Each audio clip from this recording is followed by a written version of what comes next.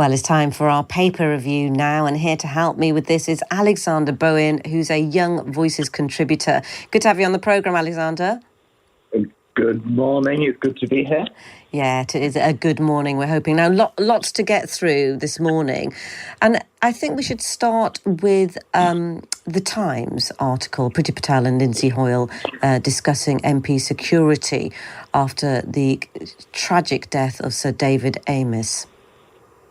Yeah, so they had a meeting the other day to discuss the bulking up the security of MPs, considering there's been 2 MP deaths in the last 5 years as a result of murders in public, as a result of political means. So one of the things they're looking at is to guarantee MPs a police presence at constituency meetings, which there currently isn't necessarily, and that's specifically requested by MPs. So one of these things that they're talking about doing as a result of bulking up this is just to increase police presence at meetings. This is followed on the back of a long bulk up in the past 5 years.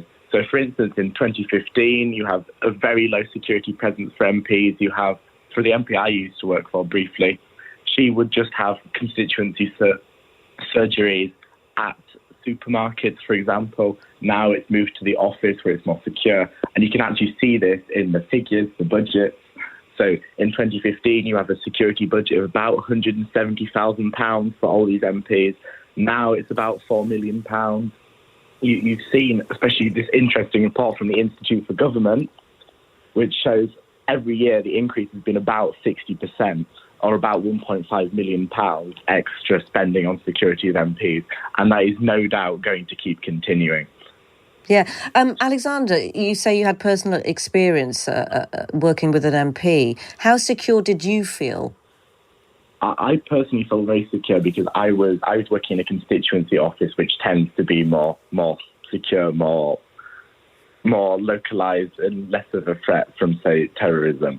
And when I was working there, it was after, obviously, the Joe Cox incident. So we've had more security measures installed. So, for instance, there was electric buzzers for staff where they could call the police just by touching them, and that sort of measure that was designed to increase security.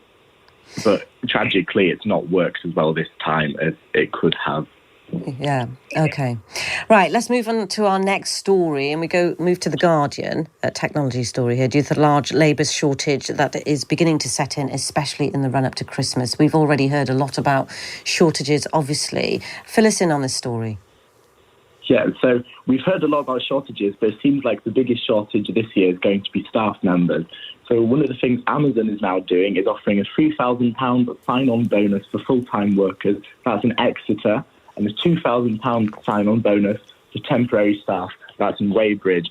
Obviously, it varies around the country, but you're looking at least £1,500 in bits of the country and £1,000 at the lowest end for temporary staff in bits of the country. So this is because they're trying to recruit 20,000 temporary staff members to help with the Christmas rush, because obviously it's their busiest time of year. And it is very similar to in the USA, where Amazon has started offering $3,000 sign-on bonuses nationwide, and where they have started paying people some money towards their education for after working at Amazon. So there is clearly an urgency to hire people for Christmas. God, there really is, and what an incentive. Yeah, honestly, a £3,000 sign-on bonus for some work. I could do that over my Christmas, honestly. You'd consider giving up Christmas Day for that, wouldn't you? Honestly, £2,000. I know a lot of people who would for £2,000.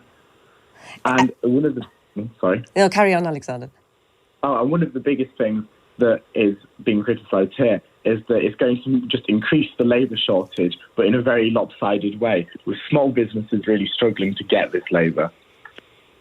Yeah, I think that's one to watch to see how successful that scheme actually is, see if the incentive works. Now, if we look at the Telegraph, in the same line as the last story, the Treasury is preparing an online sales tax of 2% to help rebalance the scales.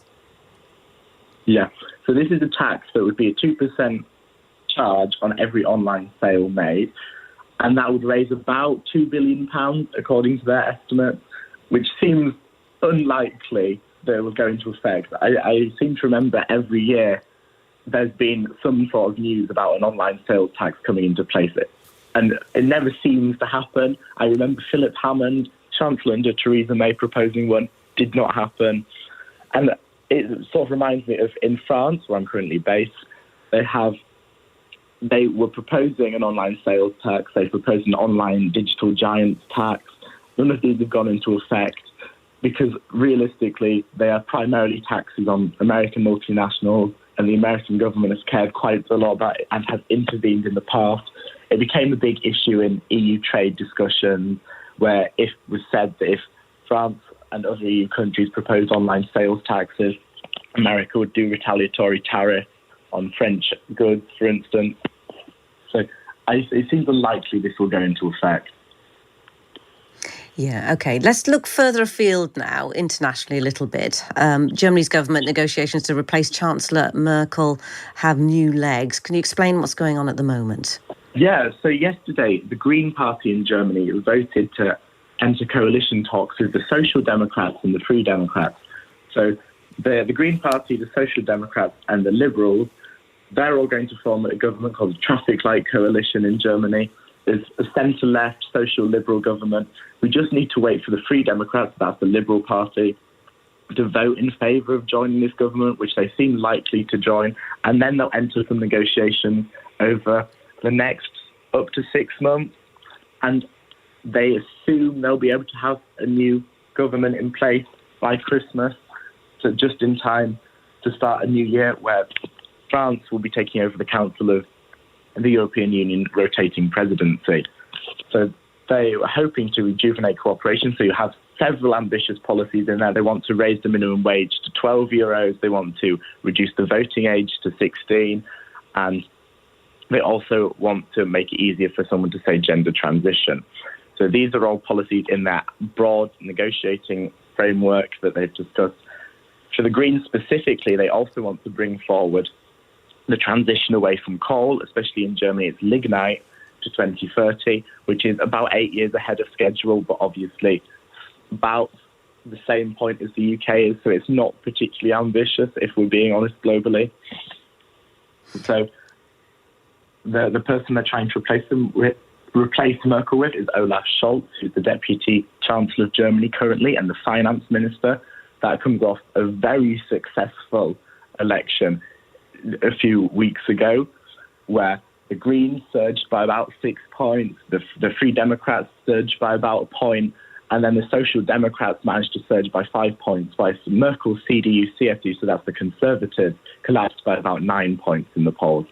So this had been interesting because originally there had been some confusion over who would govern, but it seems fairly certain now that Olaf Scholz, of the centre-left, will be the one forming the next government. It's really interesting, isn't it, to see how Germany's has been developing and how it's going to look in the future, certainly after the legacy of Merkel. Now, just very quickly, this story's a little bit different. 9 schools in Scotland are using facial recognition to speed up lunch queues and make them COVID secure. Yes, so today at about 1 p.m, 9 schools in Scotland will be starting to use facial recognition to scan people's biometrics so that they can pay online digitally. We, of course, already use biometrics for people to pay for school lunches. So, for instance, we use people's fingerprints, but I think this is maybe a step beyond that. Scanning people's faces. Obviously, we scan people's faces to open their phones and so on. But now, what this is happening is it's happening in a public use. Apparently, 97% of children and parents have consented to this collecting of their biometrics to be used for school lunches. I'm not necessarily convinced by that statistic. No, I'm not sure I am either. Would you? I'm not sure about. I don't think I would consent personally to that.